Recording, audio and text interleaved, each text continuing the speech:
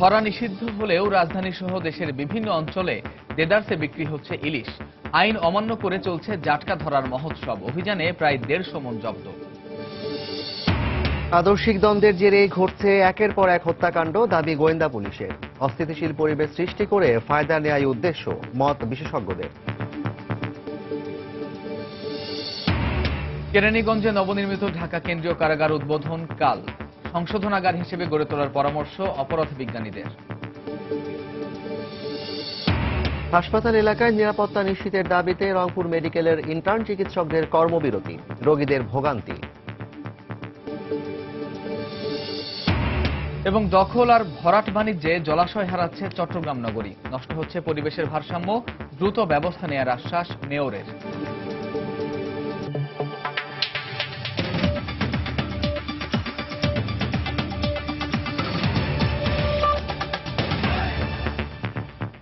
বাংলার সময়ের সঙ্গে আছি আমি জাফর সাদিক এবং আমি কামরুজ্জামান মামুন। নতুন আইন, দিনের পাশাপাশি গভীর রাতেও নদীতে পাহারা, গণমাধ্যমে সচেতনতামূলক প্রচারণা।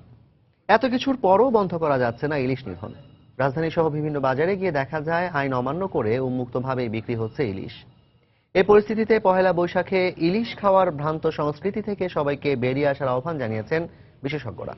মাহমুদ রাকিবের রিপোর্ট। দেশের বেশিরভাগ মাছের বাজারে নিয়ম ভেঙে এভাবে দেদারসে বিক্রি হচ্ছে জাটকা ইলিশ। যদিও সরকারের নিয়ম অনুযায়ী বছরের এ সময়ে 25 সেন্টিমিটার বা 10 ইঞ্চির ছোট জাটকার পাশাপাশি সব ধরনের ইলিশ ধরা কিংবা বেচাকেনা করা দণ্ডনীয় অপরাধ। স্বল্প আয়ের ক্রেতাদের দাবি, বড় ইলিশ কেনার সাধ্য নেই বলেই তারা জাটকা দিয়ে বৈশাখে পান্তা ইলিশের স্বাদ নিতে চান। আর খুচরা বিক্রেতারা বলছেন, যারা নদী থেকে মাছ ধরে বাজারে নিয়ে আসছেন তারাই মূলত অপরাধী। আমরা যারা কাছে পাই ওইটাই বেশি, ঠিক আছে, যারা বাজারে আসছি আমরা বেশি, আমরা তো ধরে আনি নাই। ব্যস্ত হইব না ব্যস্ত হইব আমি তো জানি না, আমি কিনে আনছি পেটের দায়। পয়লা বৈশাখের লাগে এটি ধরা পড়ছে, বৈশাখের লাগে কিনছি খাওয়ার জন্য। জানেন জাটকা যে কেনা নিষেধ? নিষেধ তো করে, ওরা তো ধরে, কি করব, কিছু করার নাই। জানি ধরা নিষেধ এবং বেচা নিষেধ। আপনি যে নিলেন? এখন তো আমরা তো খাইতে পারি না, এখন পাইছি এই জন্য কিনলাম আর কি। খাইতে পারেন না কেন? অনেক দাম। তবে জাটকা ছাড়াও বাজারে বড় ইলিশেরও কোনো কমতি নেই। প্রতিটি ইলিশের জন্য গুনতে হচ্ছে 1 থেকে 15,000 টাকা পর্যন্ত। 15,000 টাকা পিস, আর এগুলো হইলো 12,000 টাকা পিস, 10,000 টাকা পিস আছে, 8,000 টাকা পিস আছে, 6,000 টাকা পিস আছে। বৈশাখের মৌসুমে এখন তো দাম থাকবেই, মাছ কম, আমদানি কম। গবেষণায় দেখা গেছে বর্তমানে দেশের মোট মৎস্য উৎপাদনে ইলিশের অবদান বেড়ে দাঁড়িয়েছে 11%। তবে পহেলা বৈশাখকে কেন্দ্র করে মার্চ এপ্রিলে দেশের মোট জাটকার যে 60 থেকে 70% ধরা হয় তা বন্ধ করতে পারলে ইলিশ উৎপাদন আরো কয়েক গুণ বেড়ে যেত বলে মনে করেন বিশেষজ্ঞরা। এক্ষেত্রে জাটকা ধরা বন্ধ করতে না পারার জন্য লোকবল ও আধুনিক সরঞ্জাম না থাকার খোড়া যুক্তি দিচ্ছে মৎস্য অধিদপ্তর। 4,000 কিলোমিটার পদ্মা মেঘনার দুই পারে যমুনাতেও ইলিশ চলে গিয়েছে। কোনো সরকারের পক্ষেই এই সীমিত সংখ্যক আইন শৃঙ্খলা রক্ষাকারী বাহিনীকে দিয়ে আপনার কাছে প্রশ্ন করব, কি পুরোপুরি রক্ষা করা যাবে? আমরা ম্যাজিস্ট্রেটের অভাবে ভুগছি। আমরা যদি এইভাবে প্রচুর পরিমাণ জাটকা মাছ ধরি তাহলে স্বাভাবিকভাবে আমাদের ইলিশের উৎপাদনের উপর প্রভাব পড়বে। আজকের জাটকা বড় হয়ে ফেরত পূর্ণাঙ্গ ইলিশে ফেরত আসলে আমরা 1000 গুণ লক্ষ গুণ বেশি ইলিশ পাবো। পান্তা ইলিশের প্রচলন কখনোই ছিল না, অতীতেও ছিল না, এবং আমি মনে করি এই ধরনের একটি কাজ, সেটা হচ্ছে আমার গ্রামের গরিব মানুষের প্রতি একটা কটাক্ষ করা। বর্তমানে দেশের মোট জিডিপির 1% আসে ইলিশের মাধ্যমে। মাহমুদ রাকিব, সময় সংবাদ, ঢাকা। এদিকে নিষিদ্ধ থাকলেও চলছে জাটকা ধরার মহোৎসব। আজ দেশের বিভিন্ন স্থানে অভিযানে 147 মণ জাটকা জব্দ করা হয়েছে। বরিশাল থেকে ফিরদাউস সোহাগ ও চাঁদপুর থেকে ফারুক আহমেদের পাঠানো তথ্য ছবি নিয়ে ডেস্ক রিপোর্ট। জাটকা রক্ষায় এবার সরকারিভাবে নিষেধাজ্ঞা থাকলেও ইলিশের মোকামগুলোতে দেখা গেছে ক্রেতাদের সরব উপস্থিতি। নিরুৎসাহিত করা হলেও ধুম পড়েছে ইলিশ কেনার, এ কারণে দামও আকাশ ছুঁয়েছে। শনিবার ভোর থেকে বরিশালে ইলিশের পাইকারি বাজারে ঢাকা সহ বিভিন্ন স্থান থেকে ক্রেতারা আসেন। এদিন 1.5 কেজি ওজনের ইলিশের মন প্রতি বিক্রি হয়েছে 2.5 লাখ টাকায়। 1 কেজি ওজনের ইলিশ 1,07,000, 900 গ্রাম ইলিশ 1 লাখ, 500 থেকে 800 গ্রাম পর্যন্ত 80,000, 400 থেকে 800 গ্রাম ইলিশ বিক্রি হয়েছে 50,000 টাকায়। 1.5 কেজি সাইজের ইলিশ যাচ্ছে 2,50,000 টাকা, 1200 গ্রাম ইলিশ যাচ্ছে 1,80,000 টাকা। অন্য বছরের তুলনায় এবছর সবচেয়ে বেশি দাম হচ্ছে। সামনে পয়লা বৈশাখ এবং 30শে চৈত্র পর্যন্ত এই দাম অব্যাহত থাকবে। কারণ একটাই হলো, ঢাকায় রেস্টুরেন্ট হোটেলগুলোয় আমাদের কাছ থেকে বেশি দাম দিয়ে ইলিশ মাছ নিচ্ছে। শিকার নিষিদ্ধ জাটকা রক্ষায় নৌপুলিশের অভিযান অব্যাহত থাকলেও থামানো যাচ্ছে না জেলেদের অপতৎপরতা। প্রতিদিনই জব্দ করা হচ্ছে জাটকা। শনিবার সকালে বরিশাল থেকে ঢাকাগামী একটি লঞ্চ মেঘনার চাঁদপুরে যাত্রা বিরতি করে। নৌপুলিশ অভিযান চালিয়ে লঞ্চের ডেকের নিচে লুকিয়ে রাখা 80টি ঝুড়ি উদ্ধার করে। জব্দ করা হয় 87.5 মণ জাটকা। গোপন সংবাদের ভিত্তিতে কর্ণফুলী 1 লঞ্চ এটা আমরা আটক করি।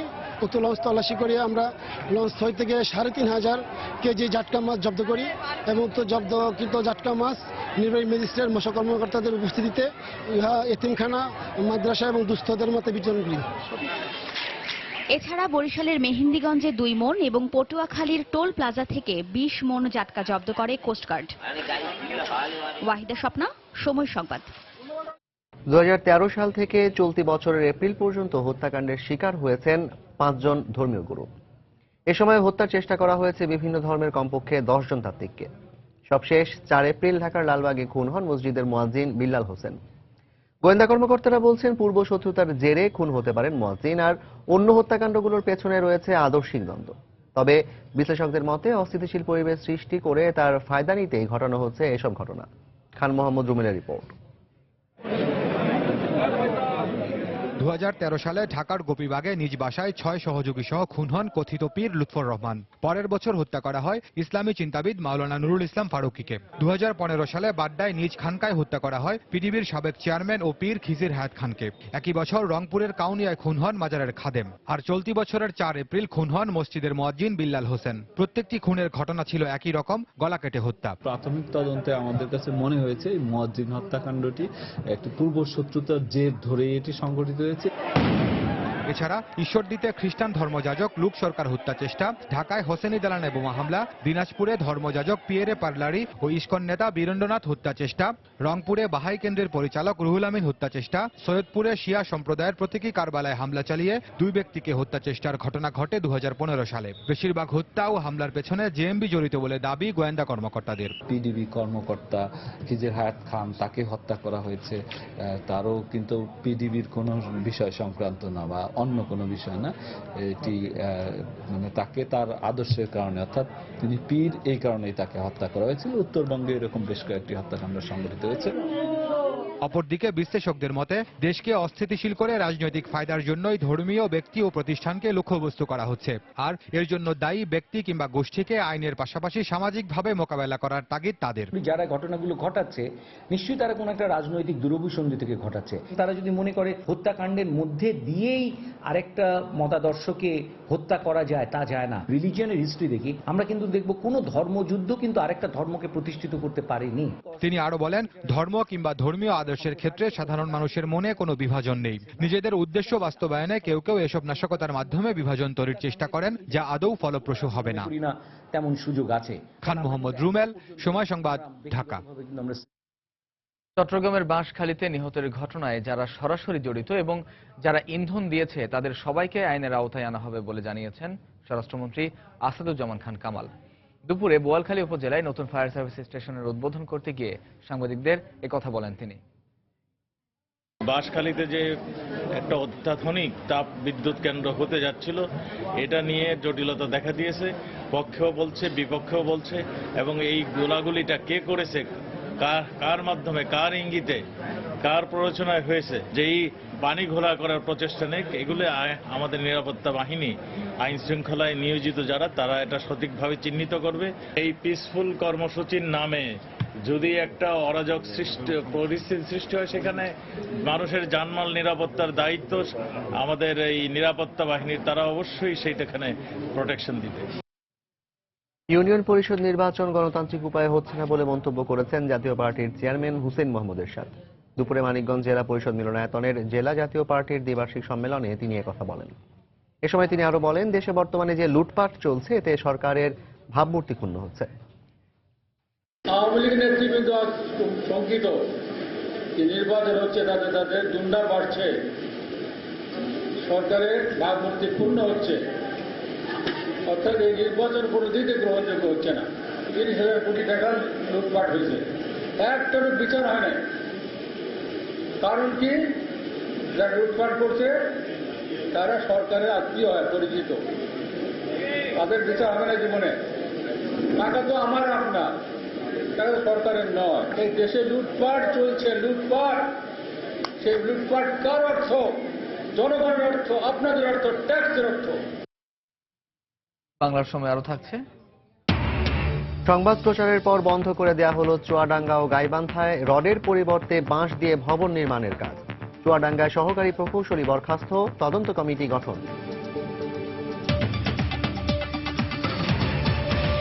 হাসপাতাল এলাকায় নিরাপত্তা নিশ্চিতের দাবিতে অনির্দিষ্টকালের কর্মবিরতি পালন করছেন রংপুর মেডিকেল কলেজ হাসপাতালের ইন্টার্ন চিকিৎসকরা। এরই অংশ হিসেবে মানববন্ধন থেকে দ্রুত ছিনতাইকারীদের গ্রেফতারের দাবি জানান তারা।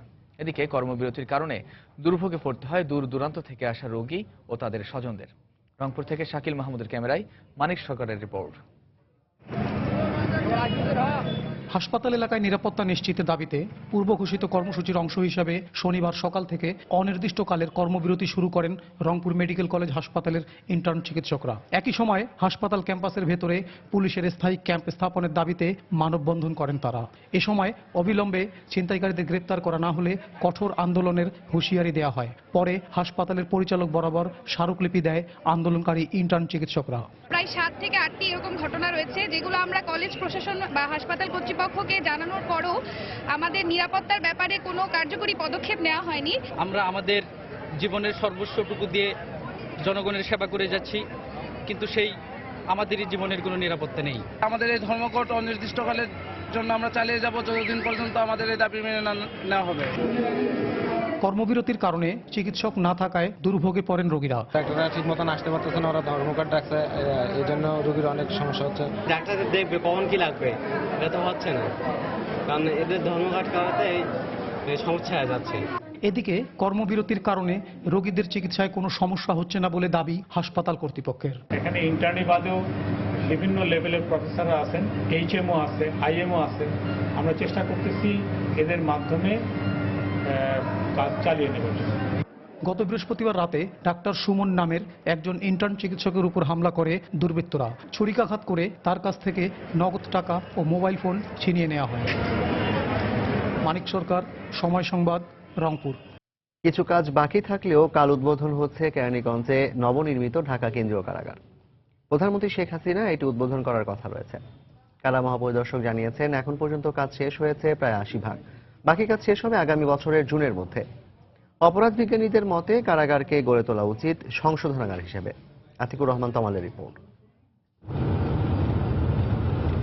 ঢাকা মাওয়া মহাসড়ক ধরে যেতে হাতের বাঁয়ে চোখে পড়ে বিশাল এক স্থাপনা। প্রায় 200 একর জায়গা জুড়ে নির্মিত এই কারাগারের বন্দী ধারণ ক্ষমতা প্রায় 8000। রোববার এটির উদ্বোধন করবেন প্রধানমন্ত্রী শেখ হাসিনা। সে কারণেই চলছে শেষ সময়ের প্রস্তুতি।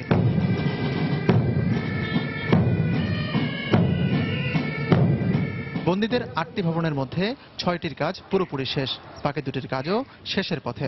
অন্যান্য সব কিছুর মতো তৈরি হয়েছে ফাঁসির মঞ্চ। উদ্বোধনের পর এ মাসের মধ্যেই নাজিমউদ্দিন রোডের কারাগার থেকে সব বন্দীকে নতুন কারাগারে নিয়ে আসা হবে, এমনটি বলছেন কারা মহাপরিদর্শক। এপ্রিলের মধ্যেই আমরা এটা স্থানান্তরিত করব ঢাকা কেন্দ্রীয় কারাগার। ঢাকা কেন্দ্রীয় কারাগার কেরানীগঞ্জ প্রকল্প হিসাবে বলি তাহলে সেটা শেষ হবে জুন 2017 সালে। বাকি আছে 2টো বন্দি ব্যারাক, ওটা শেষ হয়ে যাবে এবং সেটা আমরা স্থানান্তরিত করার পরেও আমরা যথাযথ নিরাপত্তা বিধান করে এটাতে কাজ করতে পারবো ইনশাআল্লাহ। এদিকে নবনির্মিত কারাগারটিকে শোধনাগার হিসেবে গড়ে তোলার কথা বলছেন অপরাধ বিজ্ঞানীরা। অবশ্য কর্তৃপক্ষের মত এ ব্যাপারে ভাবছেন তারাও। এই কারা প্রশাসনের সাথে সংযুক্ত যারা আছেন তাদেরকেই পর্যাপ্ত ট্রেনিং এর ব্যবস্থা করা, তাদেরকে বাইরের কারাগার দেখে আনার ব্যবস্থা করা, প্রকৃত অর্থেই যেন কারাগার যাতে একটা কারেকশন সেন্টারের রূপ নিতে পারে, আমাদের সেই দিকেই যেতে হবে। আগে একটা আমাদের ধারণা ছিল যে লাল দালান বলতো, কালারের উপর মানুষের মনে একটা একটা ইমপ্রেশন হয়। চেষ্টা করছি যে আমাদের কারাগার থেকে আমরাও সংশোধনাগারের দিকে এগিয়ে যাব ধীরে ধীরে। তো সেই কাজটা এখন থেকেই পরিকল্পনা করছি, ধীরে ধীরে বাস্তবায়ন হবে। এখন থেকে সেটার উপর ভিত্তি করে আমরা রংগুলোকে একটু মাইল্ড কালার করার চেষ্টা করছি। বন্দি স্থানান্তরের পর নাজিমুদ্দিন রোডের কারাগারটি রূপান্তরিত হবে কারা জাদুঘরে। খেতে থাকবে বঙ্গবন্ধু ও চার নেতা জাদুঘর, পার্ক, কারা কল্যাণ কেন্দ্র এবং প্রশিক্ষণ কেন্দ্র। জনবসতিপূর্ণ এলাকায় হওয়ায় নিরাপত্তার স্বার্থে ৮০ দশকে এটি স্থানান্তরের সিদ্ধান্ত নেয় কর্তৃপক্ষ। আতিকুর রহমান তামাল, সময় সংবাদ, ঢাকা। চুয়াডাঙ্গার দর্শনায় কৃষি সম্প্রসারণ অধিদপ্তরের একটি ভবন নির্মাণে রডের পরিবর্তে বাঁশ ব্যবহারের ঘটনায় সহকারী প্রকৌশলী সুব্রত বিশ্বাসকে সাময়িকভাবে বরখাস্ত করা হয়েছে। গতকাল বিকেলে কৃষি সম্প্রসারণ অধিদপ্তরের মহাপরিচালক হামিদুর রহমান তাকে বরখাস্ত করেন। এর আগে দুপুরে গঠিত তদন্ত কমিটির ৩ সদস্য সহ ৭ জনের একটি প্রতিনিধি দল ঘটনাস্থল পরিদর্শন করে।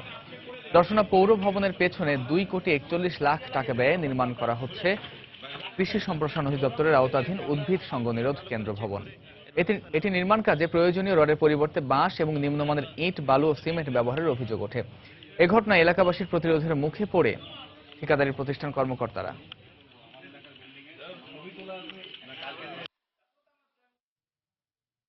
রডের পরিবর্তে বাঁশ ব্যবহারের সত্যতা মেলায় গাইবান্ধায় মেঘডুমুর প্রাথমিক বিদ্যালয়ের শৌচাগার পুনর্নির্মাণের কাজ শুরু হয়েছে। গতকাল সময় সংবাদে এই বিষয়ে সংবাদ প্রচারের পর এ পদক্ষেপ নেওয়া হয়।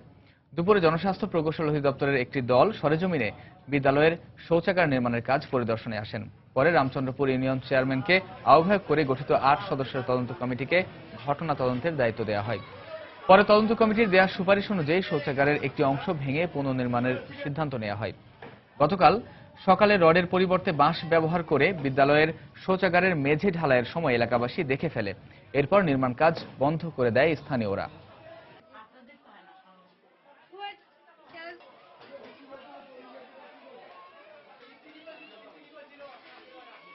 ঢাকা থেকে আমাদের আর একটা টিম আসবে, এসলে ওই তারা পরিদর্শন করবে। পরিদর্শন করার পর ওই যেহেতু এই ঠিকাদারের আরো কাজ চলমান আছে, আমরা তো অলরেডি চিঠি দিয়ে সকল কার্যক্রম বন্ধ করে দিয়েছি এবং আইনের যে ব্যবস্থা নেওয়া দরকার ইনশাআল্লাহ কর্তৃপক্ষ তা গ্রহণ করবে। ফরিদপুরে 2 পরিচ্ছন্নতা কর্মীকে হত্যার ঘটনায় মামলা দায়েরের পর 10 জনকে গ্রেফতার করেছে পুলিশ। গত রাতে নিহত মানিক জমাদ্দারের স্ত্রী টুম্পা জমাদ্দার বাদী হয়ে কোতোয়ালি থানায় একটি হত্যা মামলা করেন। পরে রাতে শহরের বিভিন্ন স্থানে অভিযান চালিয়ে 10 জনকে গ্রেফতার করা হয়। সর্বোচ্চ গুরুত্ব দিয়ে এই হত্যাকাণ্ডের রহস্য উদ্ঘাটনের চেষ্টা চলছে বলে জানিয়েছে পুলিশ। গতকাল ভোরে ফরিদপুর পৌরসভার 2 পরিচ্ছন্নতা কর্মী কাজে বের হলে তাদেরকে কুপিয়ে হত্যা করে দুর্বৃত্তরা।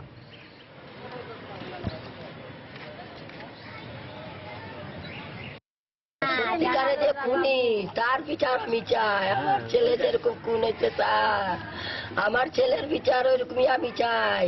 অভিযান অব্যাহত আছে, তদন্ত জোরদার আছে। আমরা আশা করছি স্বল্প সময়ের মধ্যেই এই হত্যাকাণ্ডের রহস্য উন্মোচন সহ অপরাধীদের আইনের আওতায় আনতে সক্ষম হবে। ফরিদপুরে নিহত পরিচ্ছন্নতা কর্মী ভারতের লাশ গ্রামের বাড়ি নাটোরে নেওয়ার পর সেখানে বিক্ষোভ করেছেন স্বজনরা। দুপুরে ফরিদপুর থেকে তার লাশ নিয়ে যাওয়া হয় নাটোর শহরের সুইপার কলোনিতে। পরে তার পরিবার ও এলাকার পরিচ্ছন্নতা কর্মীরা প্রেস ক্লাবের সামনে মানববন্ধন করেন। এ সময় ভারত জমাদ্দার হত্যায় জড়িতদের গ্রেফতারের দাবি জানান তারা। বৃহস্পতিবার নাটোর থেকে ফরিদপুরে যায় ভারত জমাদ্দার। ওই রাতেই ভারত ও তার দুলাভাই মানিক জমাদ্দার দুর্বৃত্তদের হামলায় নিহত হন।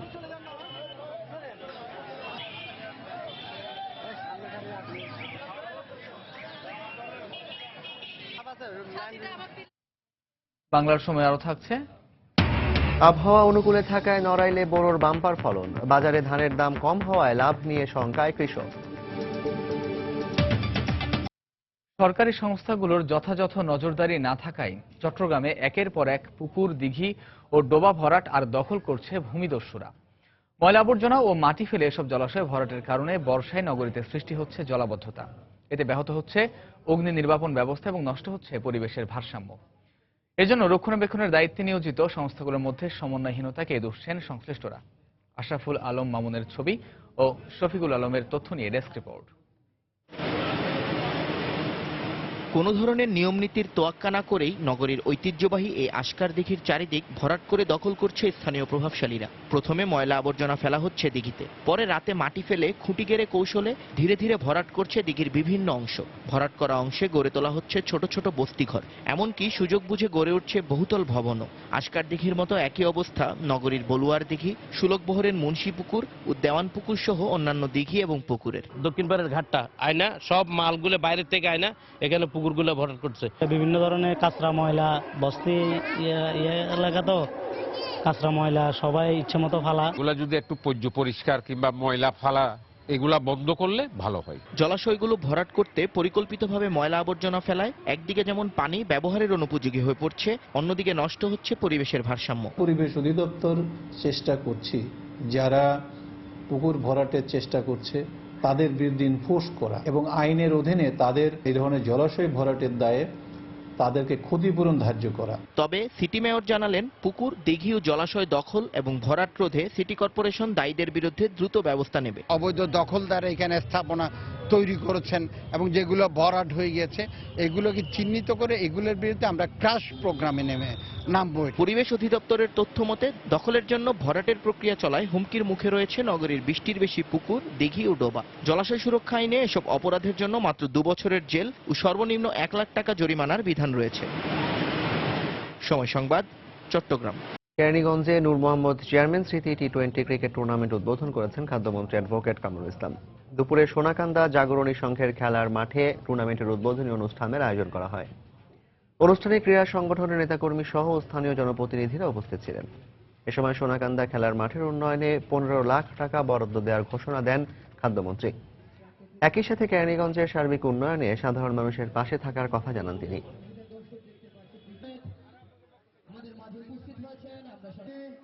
আমাদের ইতিহাস করে রেখেছেন এই সোনাকান্দাকে একটি এই খেলার মাঠের জন্য এইবার 15 লক্ষ টাকা বরাদ্দ করতে হয়েছে। 15 লক্ষ টাকা এই 15 লক্ষ টাকা দিয়ে আপনার খেলার মাঠটা আরো উঁচু করতে পারবেন, মাটি ভরাট করে উঁচু করতে পারেন।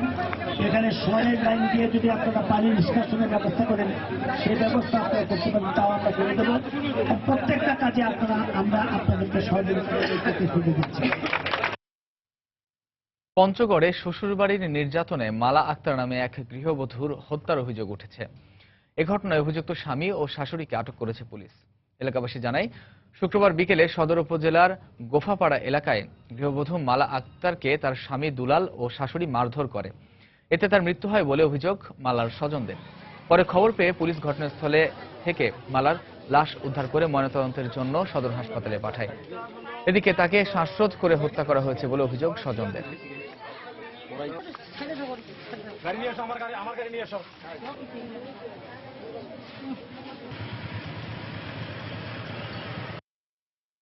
আঘাত করার পরিপ্রেক্ষিতে শ্বাসরোধ করে তাকে হত্যা করেছে, এটা আপাত দৃষ্টিতে মনে হচ্ছে। আমরা ভালোভাবে তদন্ত করবো, আমরা আছে নিয়োগ করেছি তদন্তকারী কর্মকর্তা হিসেবে। শেরপুরে 8 বছরের এক শিশুকে ধর্ষণের অভিযোগ উঠেছে। শিশুটি গুরুতর অবস্থায় হাসপাতালে চিকিৎসাধীন রয়েছে। স্বজনরা জানান, গতকাল বিকেলে শ্রীবর্দী উপজেলায় শিশুটিকে প্রলোভন দেখিয়ে ধান খেতে নিয়ে যায় চাচাতো ভাই শাকিল। পরে সেখানে জোরপূর্বক তাকে ধর্ষণ করে পালিয়ে যায় শাকিল। বাড়ি ফিরে বাবা মাকে বিষয়টি জানানোর পর শিশুটিকে গুরুতর অবস্থায় সদর হাসপাতালে ভর্তি করে তারা। এদিকে প্রাথমিক পরীক্ষায় ধর্ষণের আলামত পাওয়া গেছে বলে জানিয়েছেন চিকিৎসক। ঘটনা সত্যি এবং এটা সেক্সুয়াল অ্যাসল্ট হয়েছে। ভিতরে বেশ কয়েকটা সেলাইয়ের প্রয়োজন হয়েছে এবং প্রচুর রক্তক্ষরণ হয়েছে। গোপালগঞ্জে যাত্রীবাহী বাসের চাপায় মিলন মণ্ডল নামে এক স্কুল শিক্ষার্থীর মৃত্যু হয়েছে। সকালে সদর উপজেলার ভেন্নাবাড়ি এলাকায় এই দুর্ঘটনা ঘটে। পুলিশ জানায়, প্রাইভেট পড়ে মিলন ও তার বন্ধু অনিকেত বাইসাইকেলে করে বাড়ি ফিরছিল। এ সময় ভেন্নাবাড়ি এলাকায় খুলনাগামী যাত্রীবাহী একটি বাস তাদের চাপা দিলে ঘটনাস্থলেই মিলনের মৃত্যু হয়। আহত অবস্থায় অপর শিক্ষার্থী অনিকেতকে উদ্ধার করে গোপালগঞ্জ সদর হাসপাতালে ভর্তি করে স্থানীয়রা। পরে উন্নত চিকিৎসার জন্য তাকে ফরিদপুর মেডিকেলে পাঠানো হয়। এদিকে মিলনের মৃত্যুর খবর পাওয়ার পর তার সহপাঠীরা সড়ক অবরোধ করে বিক্ষোভ করে। খবর পেয়ে পুলিশ ঘটনাস্থলে গিয়ে পরিস্থিতি নিয়ন্ত্রণে আনে। আটক করা হয় ঘাতক বাসের চালককে।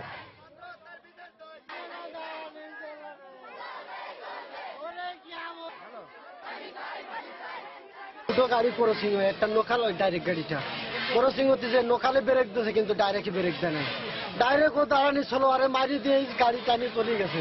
একটা বাস আসলো, আমি লেখাপড়া জানি না, নাম টাম চিনতে পারলাম না, সারিয়ে চলে গেল। আর ওই ছেলেটা এই মাথায় ধাক্কা লাগিয়ে পড়ে গেল কলা গাছের ভিতরে ছিটিয়ে দিয়ে। অনুকূল আবহাওয়া, চাষ উপযোগী অন্যান্য পারিপার্শ্বিকতায় নড়াইলে বোরোর ফলন ভালো হয়েছে। ধান কেটে ঘরে তোলা পর্যন্ত সবকিছু ঠিকঠাক থাকলে ফলন গত কয়েক বছরের রেকর্ড ছাড়িয়ে যাবে বলে ধারণা চাষিদের। তবে বাজারে ধানের দাম কম থাকায় শঙ্কায় রয়েছেন তারা। খায়রুল আলম রানার পাঠানো তথ্য ছবি নিয়ে ডেস্ক রিপোর্ট। নড়াইলে ফসলের মাঠ জুড়ে শুধু ধান আর ধান, যেদিকে চোখ যায় মাঠে মাঠে কাঁচা পাকা ধানের শীষের সোনালী হাতছানি। সার কীটনাশকের স্বাভাবিক সরবরাহ, অনুকূল আবহাওয়ার পাশাপাশি পোকামাকড়ের কম উপদ্রব থাকায় নড়াইলে এবার বোরোর বাম্পার ফলনের আশা করছেন চাষিরা। কিন্তু বাজারে ধানের উপযুক্ত দাম না থাকায় তাদের মাঝে হতাশা ভর করেছে। এ অবস্থায় ধানের ন্যায্য দাম নিশ্চিত করার দাবি জানিয়েছেন তারা। গতবার যে ধান হয়েছিল, আমরা প্রাকৃতিক একটা দুর্যোগ ছিল, সেই তুলনায় এবারে যে ধান হয়েছে, এবারে কোনো দুর্যোগ হয়নি। খরা বছর মোটামুটি ধান অনেক ভালো হয়েছে। ফলন যা হয়েছে তাতে কৃষক খুশি, কিন্তু একটা কারণে কৃষকের মুখে হাসি নেই, সেটা হচ্ছে ধানের বাজার ভালো না। ধানের যে দাম আছে সর্বশেষ বেচা কেনার পরে দেখা যায় যে চালানোর ঘরে আসে না। জেলা কৃষি কর্মকর্তাও এবছর বোরোর বাম্পার ফলনের আশাবাদ ব্যক্ত করে স্বীকার করেন, ধানের দাম নিয়ে শঙ্কায় রয়েছে কৃষকেরা। বোরো চাষের যে অনুকূল পরিবেশ, এটা বিরাজমান ছিল, আমরাও মাঠে ঘাটে তৎপর ছিলাম, সেই হিসাবে বোরোর ফলন খুবই ভালো হবে বলে আমাদের প্রত্যাশা। কৃষি বিভাগ সূত্র মতে চলতি মৌসুমে ৪২,০০০ হেক্টর লক্ষ্যমাত্রার বিপরীতে নড়াইল জেলায় ৪১,৫০০ হেক্টর জমিতে বোরোর আবাদ হয়েছে। সময় সংবাদ, নড়াইল। বাংলা নববর্ষকে বরণ করতে বরিশালে চলছে ব্যাপক প্রস্তুতি। পহেলা বৈশাখের মঙ্গল শোভাযাত্রার আয়োজন নিয়ে ব্যস্ত চারুকলা ও উদীচী শিল্পীরা। এর মধ্যে বৈশাখী কেনাকাটায় জমজমাট নগরীর মার্কেটগুলোও। মাহমুদুন নবীর তোলা ছবিতে আরো জানাচ্ছেন ফিরদাউস সোহাগ। পহেলা বৈশাখ বাঙালির প্রাণের উৎসব, তাই সবাই ব্যস্ত, কেউ রং তুলি নিয়ে, আবার কেউ মুখোশ তৈরিতে। বাংলা নতুন বছরকে বরণ করতে প্রতি বছরের মতো এবারও বরিশালে মঙ্গল শোভাযাত্রার আয়োজন করা হয়েছে। এ উপলক্ষে বাঙালির ঐতিহ্য হাতি, ঘোড়া, ময়ূর, কুমির, পাখা, ঘুড়ি ইত্যাদি বানাতে ব্যস্ত চারুকলা উদীচীর শিল্পীরা। এছাড়া কাগজ দিয়ে তৈরি করা হচ্ছে নানা রকম মুখোশ। পহেলা বৈশাখ উদযাপন উপলক্ষে কাজ করছি। প্রতি বছর আমরা বর্ষ বরণের প্রস্তুতি নিই, এবারও নিচ্ছি। প্রতি বছর বাংলা নববর্ষে আমরা অনেক আনন্দ করি, এবারও করব। এবার মঙ্গল শোভাযাত্রায় অনেক রঙের বৈচিত্র্য থাকবে। আমরা রাখি ও ঢাক উৎসব করব, এর জন্য প্রস্তুতি নিচ্ছি। এবছর সরকার নববর্ষ উপলক্ষে উৎসব ভাতা প্রদান করায় বেচাকেনা ভালো বলে জানালেন ব্যবসায়ীরা। পয়লা বৈশাখ উপলক্ষে শাড়ি এবং থ্রি পিসের অনেক কালেকশন আমাদের, এবং বেচা বিক্রিও ভালো। সরকারি বেসরকারি সবার জন্য উৎসব বোনাসের ব্যবস্থা করেছে, এর জন্য আমাদের বেচাকেনা খুব ভালো। পহেলা বৈশাখের অনুষ্ঠানে নিরাপত্তা জোরদারের দাবি জানিয়েছেন আয়োজকরা।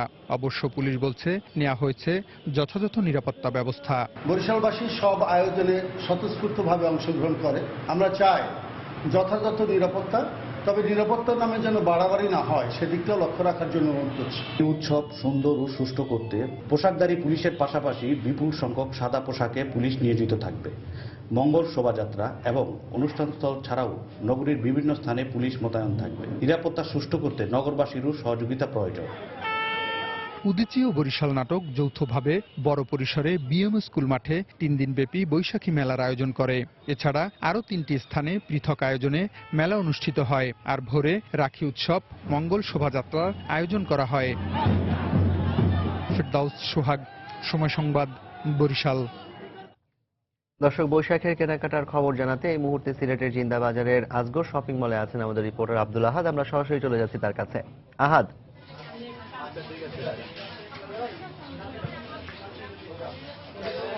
ধন্যবাদ জাফর। আপনি যেমনটি বলছিলেন যে আর মাত্র 4 দিন পর শুরু হতে যাচ্ছে বাঙালির প্রাণের উৎসব পহেলা বৈশাখ।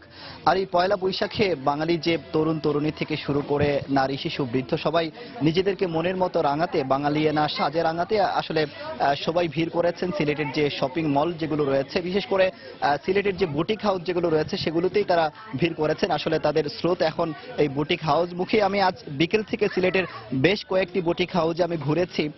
ঘুরে আমি যেমনটি যেমনটি দেখেছি যে প্রচুর ক্রেতা এখানে এসেছেন। তারা সারাদিনই আসলে আজকে ছুটির দিন আপনারা জানেন, যে কারণে আজ সারাদিন তারা কেনাকাটায় ব্যস্ত এবং তাদের পছন্দের পোশাকগুলো তারা কিনছেন।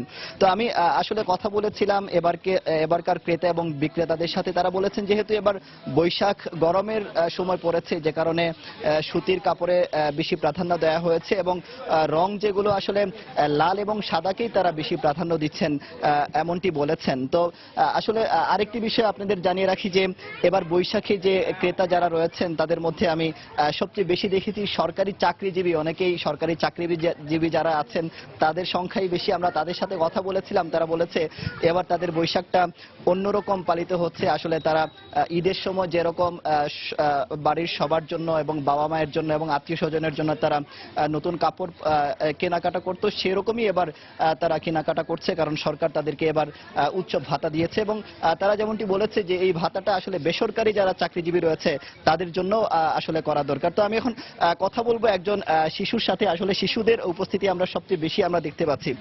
তুমি কার সাথে এসেছো এবং কি কি কিনেছো যদি একটু বলো। আমি কিনেছি, আমার এখন ড্রেস কিনেছি এবং মালা কিনেছি, আর এখন আমার আব্বু আর আম্মু এসেছে ড্রেস কেনার জন্য। আমার শপিং অলরেডি শেষ হয়ে গেছে। আমার স্কুলে অনেক আনন্দ হবে, উৎসব হবে, তাই আমরা অনেক আনন্দ করব, এই জন্য ড্রেস কিনেছি এবং রঙের ড্রেস ডিজাইন আমার অনেক ভালো। তারপর আপনি যেমনটি শুনতে পাচ্ছেন যে আসলে শিশু যারা রয়েছেন তারা তাদের বাবা মায়ের সাথে এসেছেন এবং তারাও আসলে যে কালার যেগুলো রয়েছে তারা সাদা এবং লালকেই তারা প্রাধান্য দিচ্ছেন। তো আসলে এভাবেই সিলেটের সবগুলো শপিং মলে আসলে মানুষের ভিড় দেখা যাচ্ছে এবং সিলেটের যে মেলা যেগুলোতে হচ্ছে, বৈশাখী মেলা একটা জায়গায় হচ্ছে এবং সিলেটে আন্তর্জাতিক বাণিজ্য মেলা হচ্ছে, সেগুলোতে আসলে মানুষের ভিড় আমরা দেখতে পেরেছি। জাফর, আপনাকে ধন্যবাদ। দর্শক, সিলেটের বৈশাখী কেনাকাটার খবর জানাচ্ছেন আমাদের রিপোর্টার আব্দুল আহাদ। বাংলার সময় রিপোর্টের শীর্ষ সংবাদগুলো জানিয়ে দিচ্ছি আরো একবার। ধরা নিষিদ্ধ হলেও রাজধানী সহ দেশের বিভিন্ন অঞ্চলে দেদারসে বিক্রি হচ্ছে ইলিশ। আইন অমান্য করে চলছে জাটকা ধরার মহোৎসব। অভিযানে প্রায় 150 মণ জব্দ। আদর্শিক দ্বন্দ্বের জেরেই ঘটছে একের পর এক হত্যাকাণ্ড, দাবি গোয়েন্দা পুলিশের। অস্থিতিশীল পরিবেশ সৃষ্টি করে ফায়দা নেয়াই উদ্দেশ্য, মত বিশেষজ্ঞদের। কেরানীগঞ্জে নবনির্মিত ঢাকা কেন্দ্রীয় কারাগার উদ্বোধন কাল। সংশোধনাগার হিসেবে গড়ে তোলার পরামর্শ অপরাধ বিজ্ঞানীদের। হাসপাতাল এলাকায় নিরাপত্তা নিশ্চিতের দাবিতে রংপুর মেডিকেল ইন্টার্ন চিকিৎসকদের কর্মবিরতি, রোগীদের ভোগান্তি। এবং দখল আর ভরাট বাণিজ্যে জলাশয় হারাচ্ছে চট্টগ্রাম নগরী। নষ্ট হচ্ছে পরিবেশের ভারসাম্য। দ্রুত ব্যবস্থা নেওয়ার আশ্বাস মেয়রের। এই ছিল বাংলার সময়। যে কোনো খবর পেতে ভিজিট করুন সময়নিউজ.tv। এছাড়া এইমাত্র পাওয়া খবর আপনার মোবাইলে পেতে SMS করুন *SN লিখে পাঠিয়ে দিন 16242 নম্বরে। সঙ্গে থাকুন সময়।